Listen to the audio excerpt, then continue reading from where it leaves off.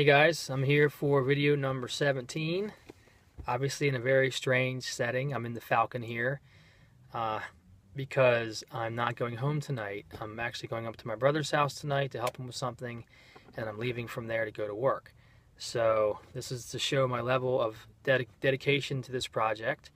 I definitely want to get a video out today. So anyway, it's a little odd, a little weird, so I'll try to make this one quick. I asked for a couple questions on Twitter today, and a couple people responded. I'm going to hit a couple of them tonight, and I'll probably answer a couple of them tomorrow. But I asked for topics for my video tonight, and the first two were from P1 from Cartridge Brothers. Asked me my thoughts on MagFest coming up. So yes, we're very excited about MagFest. Mother Brain and I are very much looking forward to going. We went last year for our first time and had a great time, and it looks like there's going to be a lot of people maybe going this year that we can meet up with. I think Dean might be going, and the Cartridge Bros might be going, and a couple other people. So that'll give it some another level of excitement. However, I do have to admit I have a lot of social anxieties that sometimes hinder the enjoyment I get out of meeting up with people, because I kind of clam up. And it's just a problem that I've had for my whole life. I have a lot of crowd phobia issues, which a place like MagFest isn't a great place to go for that. But I kind of clam up with in certain social settings. So, in fact, kind of funny story. I did meet one person last year at MagFest, and that was Retro Rewinder. And he came up to me and was like, "Oh, you're Duke from Retro Nonsense." I was like, I didn't know who he was. And he's like, I was like, yeah. And he's like, yeah, I recognize you because you sent a picture of yourself. You tweeted it out, and I follow you on Twitter. And I did follow him on Twitter. I didn't know who he was, with his face.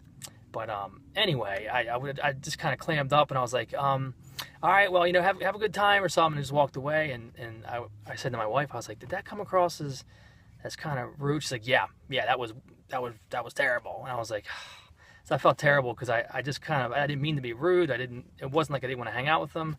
I just kind of clammed up, and I didn't know what to do. So I just kind of ended the thing, because that's just how I am. And I need to work on that, because you'd think I wouldn't be that way, because I do interact with people every single day with my work, and I have no problem with that. I love talking to people at work. I meet new customers every single day. I interact with them in their homes. We talk about personal things. But for some reason, in certain situations, I just kind of clam up. So I need to work on that a lot. So maybe this is a good opportunity at MagFest to loosen up a little bit, not be so uptight, and to have fun with everybody and have a good time. So, but I do want to give the warning, if I seem like I'm being antisocial or rude, it's just my anxiety's kicking in. So please don't be offended. But anyway, yes, we're very, very much looking forward to MagFest. And then Super Robot Power Hour asked what was my rotation of games that I would consistently go through when I was a kid.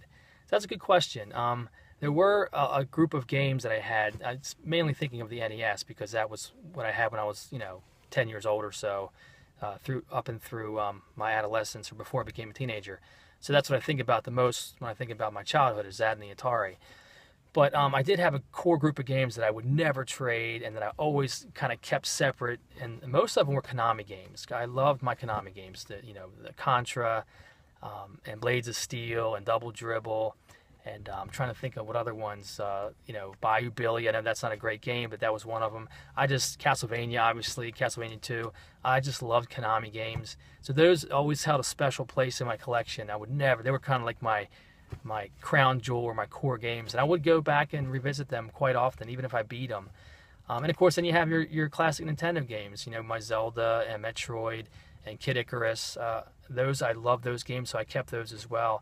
Other games that were on the fringes, I would often trade and let my friends borrow and stuff. But yeah, so there was the core games were mainly the Konami games, and then the kind of the staple Nintendo games, the Mario Brothers and the Zelda and the Metroid, Kid Icarus, those types of games. So hope it answered the questions okay, and thanks for giving me the things to talk about today on such quick notice.